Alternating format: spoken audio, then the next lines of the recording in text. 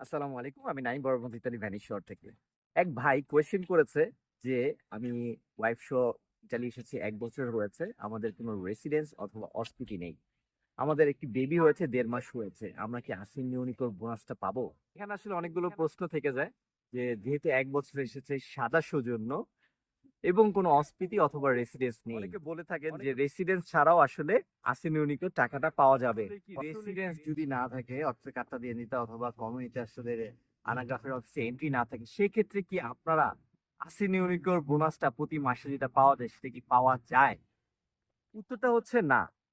আসলে পাওয়া যায় না। এক ভাই বলেছেন যে কমিউনির যেটা সোশ্যালের যে রেসিডেন্সটা সেটা করার পরে আবেদন করতে পারবেন এবং পিছনের টাকাও ফেরত পাওয়া যাবে। বাট আমার নিজের অভিজ্ঞতা থেকে বলছি, আসলে সেটা দেয় না। ইমসির সাথে সরাসরি কথা বলেছি, যোগাযোগ করেছি, মেইল করেছি। তাদের একটাই উত্তর, যখন থেকে আপনার রেসিডেন্স হবে আপনাদের, তখন থেকে আপনি আসিন ইউনিকো পাবেন। বাস্তব অভিজ্ঞতা থেকে বলতে পারি যে, এরকম একটা কেস রয়েছে যে, বাচ্চা এখানেই হয়েছে। বাবা-মা দুজনেরই প্রাইমারি চিকিৎসার জন্য নরমাল যেটা লাবর দিউসু ওর্দিনা তো রয়েছে। বাট বাচ্চা ইতালিতে জন্মগ্রহণ করার পরেও তাদের আসিন ইউনিকো দেয়া হয়নি। কারণ তাদের রেসিডেন্স ছিল না। রেসিডেন্স হওয়ার পরেও কি সবসময়ই মানে আগের টাকাগুলো ফেরত দেওয়া হয়? এই ক্ষেত্রেও কোয়েশ্চেন থেকে যায়। অনেকেই বলে থাকেন যে রেসিডেন্স করার পরে আবেদন যখন করা হবে, একসেপ্ট হওয়ার পর আপনার আগের যত মানে জন্মগ্রহণ করার পর থেকে আগে যে টাকাগুলো আপনি পাননি সেগুলো সব দেওয়া হবে। আসলে সেরকম হয় না।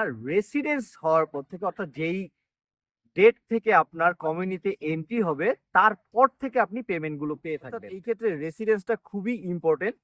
আমাদের আসিন ইউনিকো বিষয় নিয়ে আরো একটা ভিডিও দেওয়া হয়েছে কাপ্পাত নদী শুভ পেজে। সো সেখান থেকে আপনারা আরো কিছু বিস্তারিত জানতে পারবেন, বিশেষ করে বাংলাদেশ থেকে যারা বাচ্চা নিয়ে আসে তাদের কি কি প্রবলেম ফেস করতে হয়, সেক্ষেত্রে সেই প্রবলেম গুলো সলভ কিভাবে করবেন সেটার ব্যাপারে বিস্তারিত দেওয়া হয়েছে ওই ভিডিও। ইতালির বিভিন্ন তথ্য পেতে অবশ্যই আমাদের ইতালিয়ান প্রবাসী চ্যানেলটাকে সাবস্ক্রাইব করে রাখবেন। আমরা পরবর্তীতে অবশ্যই আবারও চিত্তাদিনানসা, আসিনো উনিকো, রিকোন্দো ফ্যামিলিয়ার বিভিন্ন ইনফরমেশন নিয়ে আপনাদের সামনে আসবো। আর আপনাদের যদি কোনো প্রশ্ন থাকে অবশ্যই নিচে কমেন্টস করবেন। আমরা চেষ্টা করবো আপনাদের প্রশ্নের উত্তরগুলো নিয়ে পরবর্তী ভিডিওতে বিস্তারিত বলার জন্য। সেক্ষেত্রে ওই ভাইয়ের জন্য আমার সাজেশন হচ্ছে প্রথমে আসলে রেসিডেন্সটা করা দরকার। আপনারা যেহেতু নতুন এসেছেন ১ বছর হয়েছে, আপনারা চাইলে যেটা ওই যে আরেক ভাই আপনাদের কমেন্টসে করেছে যে আপনার সোশ্যালের যে রেসিডেন্স সেটা যদি করা যায়, বিভিন্ন শহরে যে বিষয়টা ইজি বাট অনেক শহরে এটা অতটা সহজ নয়। আপনার সোশ্যালের সাথে যোগাযোগ করতে হবে, তাদের মাধ্যমে যদি একটা রেসিডেন্স করতে পারেন, যেটা কাজা কমুনাল একটা ইউজুয়াল একটা অ্যাড্রেস দেওয়া হয় বাট প্রেজেন্ট নাই, বাট ওইটা দিয়ে আপনার সব কাজ মোটামুটি চলে যায়। ওইটা হইলে আপনারা আসিনুনিকোর আবেদনটা করতে পারেন। আর অবশ্যই রেসিডেন্সটা খুবই ইম্পর্টেন্ট একটা বিষয় ইটালির জন্য। আপনার পরবর্তী যত দিন যাবে বুঝতে পারবেন, বিশেষ করে আপনার ১০ বছরের টানা রেসিডেন্স হলেই কিন্তু আপনি ইতালিয়ান পাসপোর্টের জন্য আবেদন করতে পারবেন। সো ইতালিয়ান পাসপোর্টের বিষয়গুলো নিয়ে আমি পরবর্তীতে আরো বিস্তারিত জানাবো।